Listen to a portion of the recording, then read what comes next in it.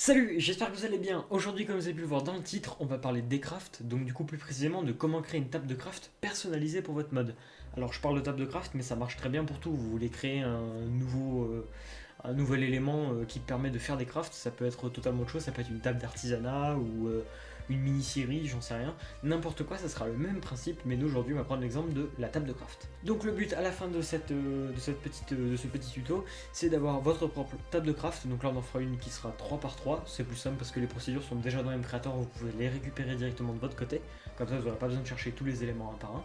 Mais voilà, comme je vous l'ai dit, après c'est à vous d'adapter, il suffit juste de supprimer 2-3 blocs pour que ça colle avec vos GUI. Donc du coup, on est parti. Alors, comme vous pouvez le voir, j'ai déjà les éléments qui sont créés, mais je vais vous expliquer pas à pas ce que vous allez devoir faire. Tout d'abord, on va devoir créer la table de craft donc en version bloc qui sera posée dans M-Creator. Donc pour petit rappel, vous allez dans plus et ensuite vous allez vous rendre sur les blocs et vous allez ajouter un bloc. Ensuite, tout simplement, du coup, il va falloir apporter votre texture. Je sais, du coup, j'ai un fond sur M-Creator, c'est le logo de la chaîne, mais j'avais juste fait des tests avant, j'ai oublié de l'enlever. Désolé si vous y voyez pas très bien. Au pire, j'enlèverai au prochain cut.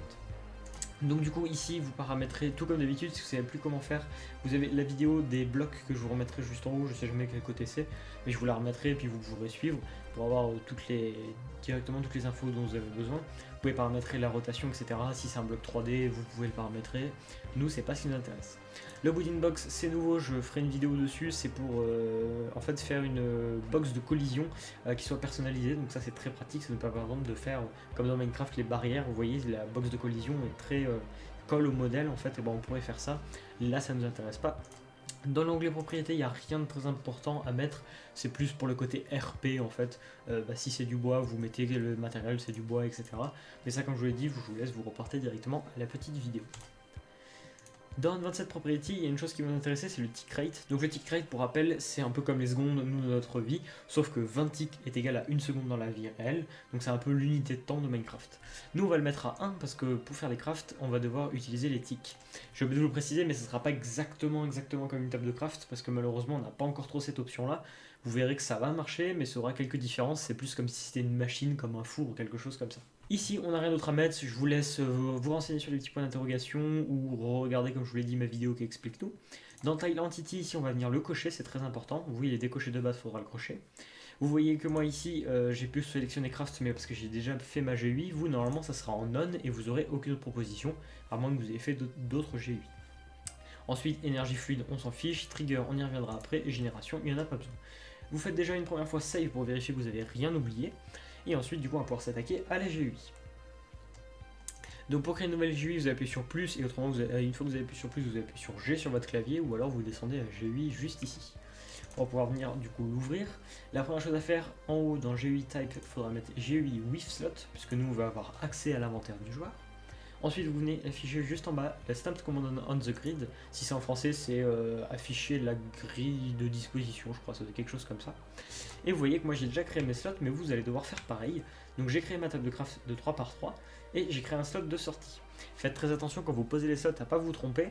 Les slots qui se trouvent sur cette partie-là, je vais vous les afficher un petit peu plus avec une couleur pour que vous puissiez vous en rendre compte. C'est des slots d'entrée, c'est-à-dire que le joueur peut poser des items dedans.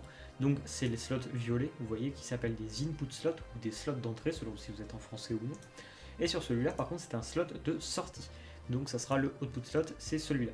C'est-à-dire que dans celui-là, le joueur ne pourra rien mettre, mais pourra juste récupérer des items qui seront du coup posés par le mode directement. Je vous laisse placer vos slots comme vous le souhaitez. La chose qui est très importante à faire, si vous faites comme moi une grille de 3 par 3, pensez bien à garder cet ordre-là. Vous devez avoir le 0,0 qui commence ici, le 0,8 qui finit ici. Il faut bien garder cet ordre-là, parce que ça va influer sur comment est-ce qu'on va faire les procédures juste après. Voilà.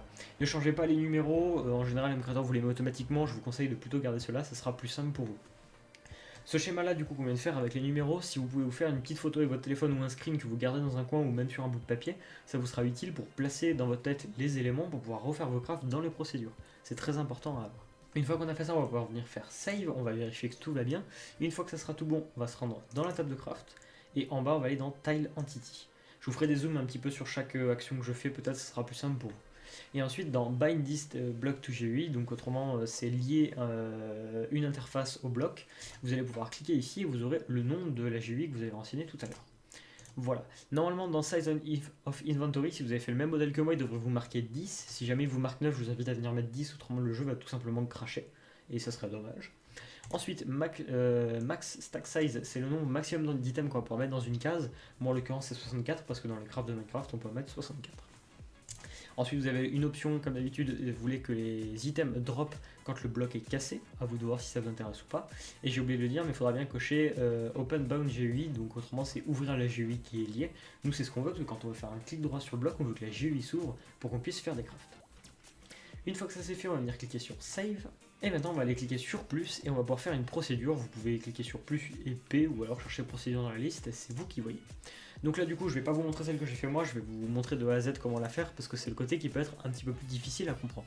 Donc je vais venir appuyer sur P et je vais l'appeler Craft 2O, moi dans mon cas. Hop. Faut savoir que cette procédure, on mettra l'entièreté des crafts qu'il y aura à voir avec ce bloc. On va pas s'amuser à faire des procédures pour chaque bloc, pour chaque craft, pardon. Autrement, ça serait beaucoup trop long. Donc vous allez voir, la seule technique qu'on a aujourd'hui pour faire des crafts customisés avec un bloc customisé est un peu rudimentaire, on est obligé de passer par les procédures et Mcrator ne propose pas encore une interface qui récupérerait nos blocs pour faire des crafts, comme un peu on peut le faire actuellement avec les crafts de base de Minecraft.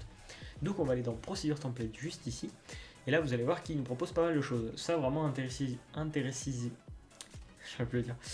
Cet onglet là, vraiment penchez-vous dessus parce qu'il y a plein de choses qui sont déjà pré-données dedans et qui vous aident énormément. Donc là on va pouvoir descendre et on va venir chercher nous ce qui nous intéresse, GUI template 3x3 crafting table. On va cliquer dessus et vous allez voir qu'on va nous afficher ce gros truc. Alors ça peut faire un peu peur de prime abord parce qu'on ne sait pas trop à quoi ça sert, mais je suis là pour tout vous expliquer.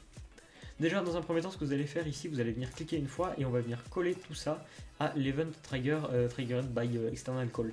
En fait ce qu'on fait c'est qu'on dit juste tout ce bloc là, on veut que tu le lises quand l'événement va se déclencher.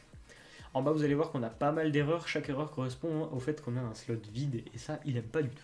Maintenant, pour vous expliquer un petit peu ce qu'on fait, on a ce premier bloc tout à gauche qui est un if, c'est-à-dire que c'est une condition. On va vérifier si des conditions sont remplies ou pas. Ici, on a un et on commence par la première condition. La première condition, c'est récupérer dans le slot 9. Je vous affiche le petit schéma que j'avais tout à l'heure avec tous les slots. Le slot 9, c'est le slot de sortie. On va déjà venir voir qu'il est à moins de 64. Si le slot de sortie est à 64, on ne peut pas rajouter d'items, autrement on va perdre des items. Donc déjà si cette première condition là n'est pas remplie, on arrête tout et on fait rien d'autre.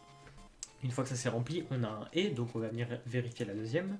Sur cette deuxième, on a encore un et, donc on va venir la vérifier. Et là, qu'est-ce qu'on fait? On va venir vérifier dans le slot 0. Vous voyez sur le schéma qui est affiché en haut à droite de votre écran, le slot 0, ça correspond au premier slot du craft. Si il y a bien ce bloc-là. Et ici, on va définir le bloc qui nous intéresse. Donc nous, en l'occurrence, là, ce qu'on voudrait faire, c'est par exemple aligner 3 golden nuggets en haut, et ça nous donnerait un lingot d'or. Donc là, par exemple, je vais venir taper golden nuggets, voilà, je vais le mettre juste ici. Et donc là, du coup, ce qu'il va faire, c'est qu'il va vérifier si dans le slot numéro 1, qui est tout en haut à gauche, qui s'appelle d'ailleurs 00 pour être précis, s'il y a bien une golden nuggets.